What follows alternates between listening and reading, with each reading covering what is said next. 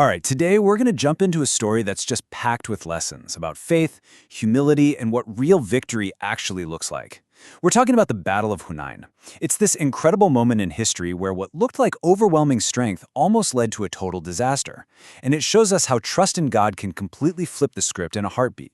And this verse right here, man, it just lays it all out. It's kind of like the trailer for the whole event. It talks about this day when the Muslims were so proud of their huge army, but in the end, it meant nothing.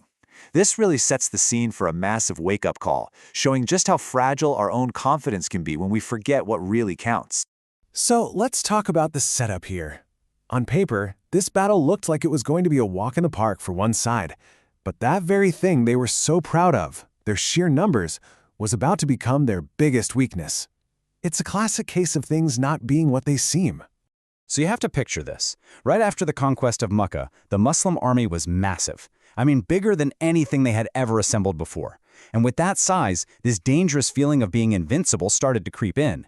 You even had some people saying things like, there's no way we can lose today, not with these numbers. And that mindset, that little bit of pride, that was the first crack in the foundation. Okay, so this is where it gets really interesting tactically. The Muslims had the numbers for sure, no question about it. But their enemy, led by this guy Malik ibn Auf, he was smart. He had something else just as valuable, strategy. He got his forces to the Valley of Hunain early, picked the perfect spot, and laid a nasty trap, hiding his archers up in these narrow mountain passes where they couldn't be seen. All right, now we get to the Valley of Chaos. This is the moment where that whole illusion of strength just completely shatters.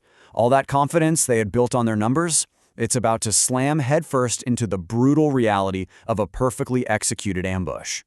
And this line from the Quran, wow, it paints such a vivid picture.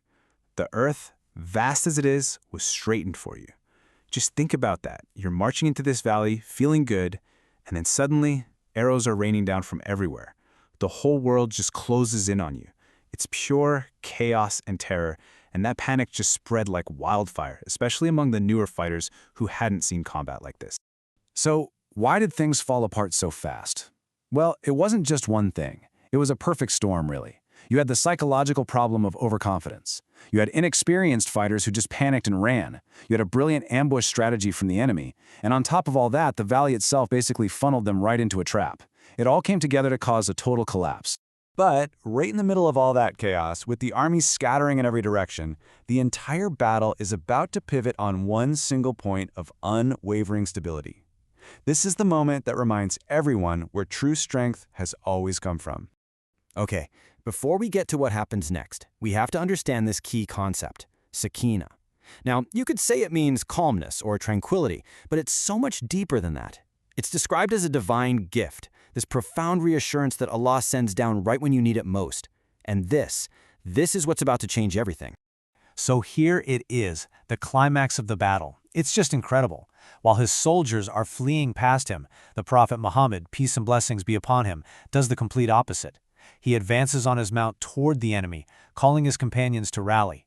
Then he grabs a handful of pebbles, throws them, and makes a powerful declaration. And that's when it all happens. That sakina we just talked about descends, calming everyone down. And then, unseen forces, angels, arrive to reinforce them. And this verse here confirms exactly what happened. It says Allah sent down his sakina and sent down forces that they couldn't even see. So you see, it was this perfect mix, the incredible, courageous leadership of one person combined with direct, powerful help from God. That's what snatched victory from the jaws of what looked like certain defeat. So, with faith restored and the army re-energized, the battle was won. But the story doesn't end there. What came next was a profound lesson in forgiveness and mercy, and honestly, that's often the most important part of the story. This verse is just so powerful because it immediately shifts the focus away from punishment and towards mercy. It makes it clear that the ultimate goal wasn't just to defeat an enemy. It was about opening a door for them, a path to repentance, even for the very people who had just fought against them. And that's exactly how it played out. The tide turned, the army rallied, and the battle was won. But the real victory, the bigger one, was what came after. So many people from the opposing side, after witnessing all of this, eventually embraced Islam. That initial failure, born from pride, actually ended up leading to a much stronger, deeper faith for everyone involved.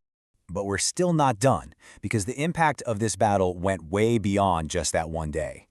What happened at Hunain actually became the foundation for important ethical and legal rulings that have guided Muslims for centuries. It just goes to show you that even conflict can be a source of incredible wisdom. I mean, check this out.